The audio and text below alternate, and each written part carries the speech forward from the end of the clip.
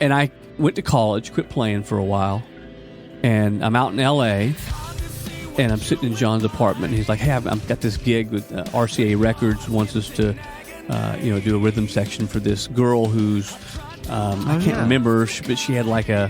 I think she was mute? I think she was mute or something like that, Yeah. but she was like this killer guitar player, and the label wanted to put a band together to do an album. I think I still have a demo of theirs. Interesting. And so John and Ray get the gig, right? And so they're getting ready to go to rehearsal, and I forgot that was Ray on that.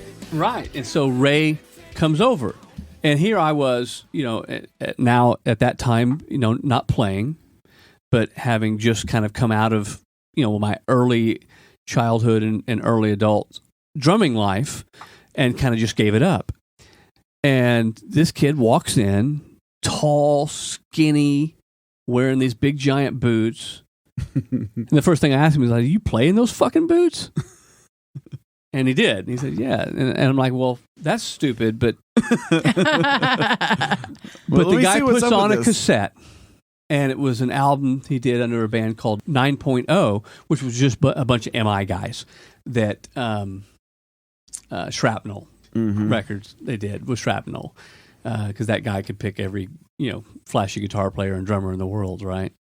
And so they do this album, and he brings it over. They just got it done, and they're getting ready to go to rehearsal. And he puts this, hey John, I want to show you the album. We finally got it pressed. And he puts on this cassette and it starts playing, and I'm just like, holy shit.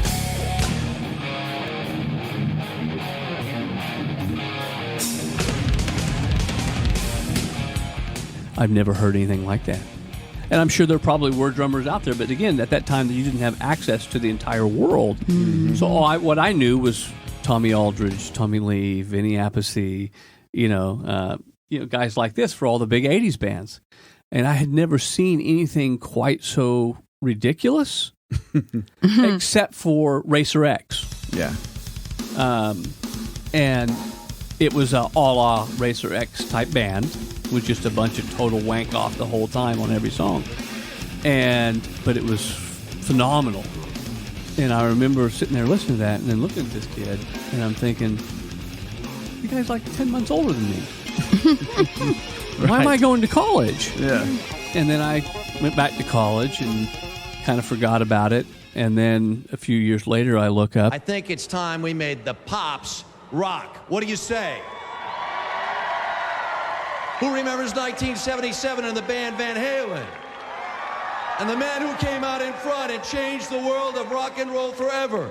He is the one, the only, David Lee Roth. I see David Lee Roth performing with the big orchestra, Boston Pop Orchestra. And I see this kid playing drums. And it's fucking Ray.